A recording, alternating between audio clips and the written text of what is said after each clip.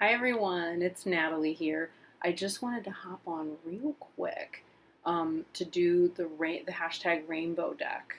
Um, and I hadn't paid much attention to the hashtag until I saw Liz do it today, and then I found out Renee had created it. So that was really cool. I thought, okay, I totally want to play. So here we have, as I understand it, we're just choosing decks. That either are the color or that feel like the color. So my first one, if I go with like the Roy G. Biv model of rainbow, the first one would be red. And for me, the red deck is, surprise, surprise, it's the Marigold Tarot. I know this is not a red deck, right? But when we look at how much red is in the deck,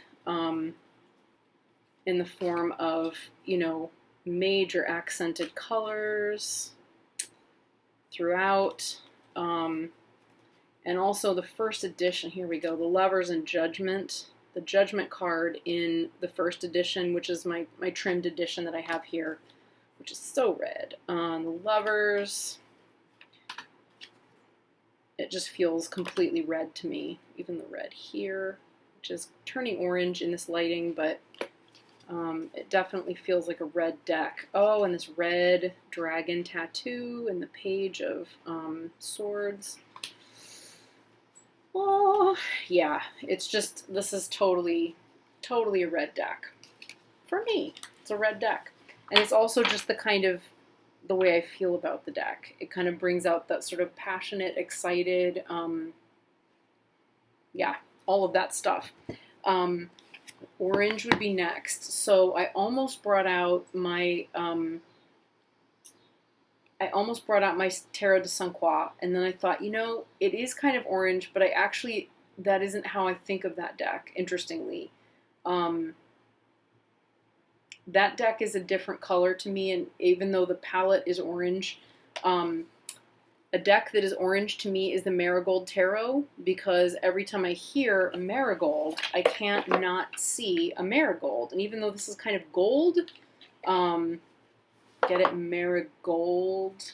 Gold? Yeah. But to me, this is more of an orange than a gold, even though technically it's gold. In my mind, I see a bright orange marigold, and I love them. And in fact, this is a deck I've really been wanting to work with for August. And I have worked with it a couple of days, but my own personal practice has not been as strong lately because of work, with tarot, because of working with Lenormand and Kipper. So I just love this deck. Yeah, I feel the richness of the gold or the orange in the marigolds when I see this deck, and when I think of it, it always reminds me of the month of August when the marigolds are just everywhere and dripping from everything, and the symbolism of them. And also, I know this is weird. Most people think of this as a deck for working with in the autumn. For me, this is a summer deck, because the thing I miss the most during the summer is the darkness. I kind of am craving it. Similarly, in the winter, I tend to want to work more with decks that are light and bright. And in the autumn, I'm all over the map. And creepy decks are decks for me at any time of the year anyway. So even though this is technically kind of, it's skeletons and skulls and so on, but it's a very summer, it's from a warm climate. It feels like a summer night to me. So there we go.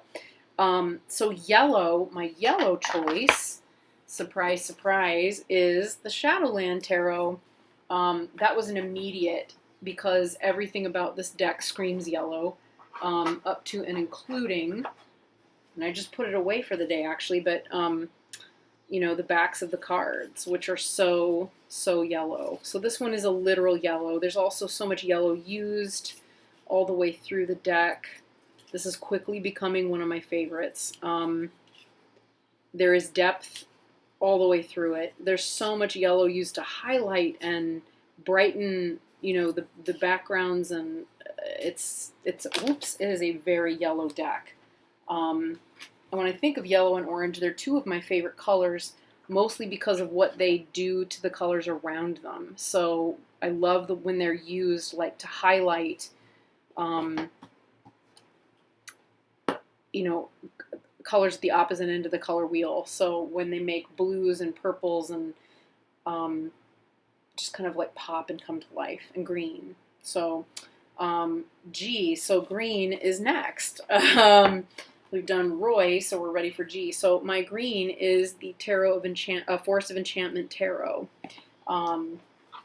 This is a deck that I have not worked with for quite some time, and I realized lately I have been missing deeply. Actually, interestingly, when I pulled out the Shadowland Tarot, God, it smells good. There's something in this deck that for me is similar. You know, it's that kind of childlike, dark space, I guess. God, the cardstock is delicious. But yeah, this deck makes so much use of green all the way through it. And it's so richly green and forested, and God, this makes me miss this deck looking at it. We got so close last year, the end of the year. I might have to pull it out and play with it. But for me, again, this is so warm. This for me is more of like a winter deck. I don't know why. Because it's clearly like the middle of summer, but again, like the green is what you miss in the winter. So I feel like it's probably like my way of balancing things. So this will probably be one I use again around December, January time again. If not before, because I just miss it too much. It smells so good. So yes, there's the Forest of Enchantment Tarot. So that's my green deck. Blue is next. For me, that is the Spacious Tarot, which is a literal blue. And I don't know why these cards are out on top. The backs are blue. Oops. Hello. Yeah, the backs are blue, but there is a lot of sky used because of space. And water, and because of that, in my mind, it is a blue deck. That combined with, of course, the color scheme, it feels blue in my brain. So yeah, another really wonderful deck. This is a deck I use a lot with clients because it, again, the space in the spaciousness, it leaves the intuition just fills it in. You know, you don't get too caught in the symbolism, and when you know the symbolism and you know RWS really well, it just kind of pops into place for the most part. So yeah, and that's a perfect example of what I'm saying. So it's blue and floating, and yeah. So that's blue, but I also have an indigo, and I promise this is not a cheap use of this, but my indigo is the Indigo Alchemist. So this deck, I can't help but think of the color indigo every time I pick it. Ooh, there goes my stone. I always forget is in there. But here are the backs. And I can't help but see that blue lotus and think indigo, even though it's not the most dominant color in the deck, but the kind of outer space, you know, universe motif is. I love this deck. Oh, you can't really see there we go. Yeah. And yeah, I mean, in my brain, the color that I see when I think of this deck is an indigo. Yeah. Wonderful deck. Again, another one that I rely upon quite heavily when I'm reading for clients. I read On the Lines with this one. I've been meaning to pull it out for the card snob hashtag, which I haven't done yet, but I probably will soon. Oh, there's divine timing to all these things, isn't there? So there's that one. And then finally, the violet or purple for me is the Tarot of the Sidhe. And it isn't just because, I don't know, yeah, well, part of it is the violet kind of white crown chakra, violet kind of thing going on in the backs. I also edged them in a bright purple, but something in this deck, and I missed you so much, sweetheart. I'm sorry about the neglect. I sniff you with my love. Okay. Something about this deck is very... that it's just the vibration. The vibration is that violet end of the spectrum for me, of the color and light spectrum. Yeah. And it is the color that frames these. Even though my lighting is appalling. Everything I filmed today, the lighting is bad. That's the problem with having a sunroom, isn't it? But, you know, if you don't film during the day at just the right time. Yeah. So these are, oh, and look how much violet there is here in the Death card. Very traditional. And in the Chariot. God, this is a good deck. I know, I missed you too, sweetie. I missed you too. We'll have to work together again soon. Oh my gosh, it smells so good. Okay, so those are my rainbow decks. Those are my rainbow decks. I'm a synesthete, just to a large degree, which I guess means, depending on, now I'm itchy, depending on who you ask, that means that when I don't have the ability to explain it right now. It's funny. I'm so verbal sometimes, and other times I'm just like, it's just not there.